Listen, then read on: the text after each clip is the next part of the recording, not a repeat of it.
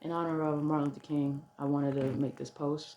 Um, if there's any set of human beings that should know about oppression, is people who have been oppressed themselves and their ancestors.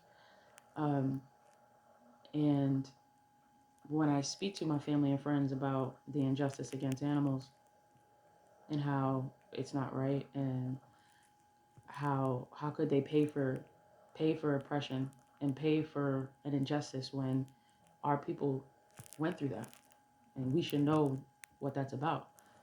The first thing they always say to me is that, well, you're speaking about animals. That was humans. First of all, that's having a human supremacist mind frame.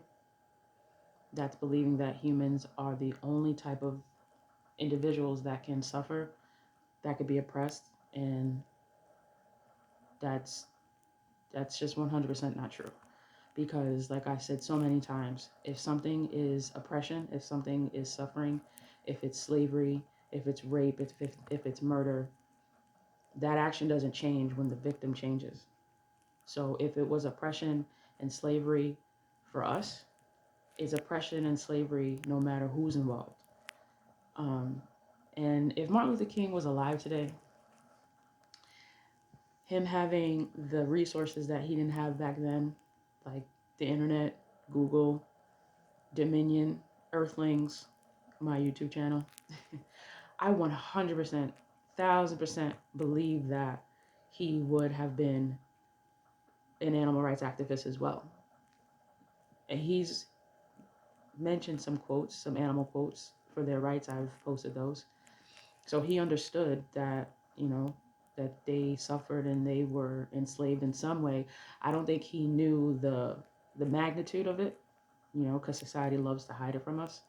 So that's probably why he wasn't an animal rights activist, um, just programmed by society like we all have been. But, and they say, stop trying to give animals human rights. It's just like, how does not torturing someone or simply leaving them alone and letting them be free, how is that a human thing? And if it is, that's what I'm saying. Like, you guys have human supremacists mind frames.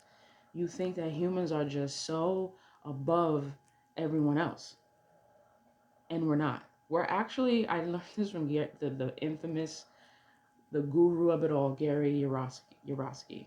Probably not pronouncing that right. I never do. But anyway, in one of his videos, he said that humans are the most unimportant species on this planet, because if you got rid of all the humans, everything would flourish.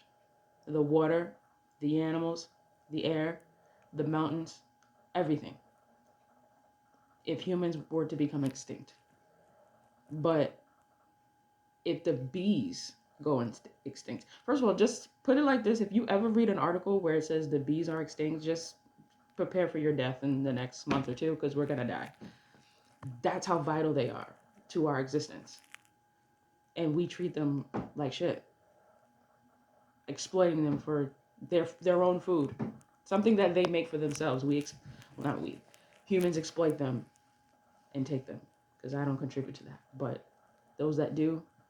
But anyway, I'm going sidetracked here, because I start to think about other things and it just starts to get me going. Point is, humans do not corner the market of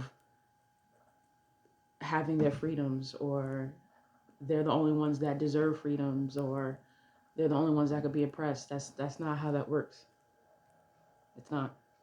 So get the human supremacist mind frame out of your head and understand that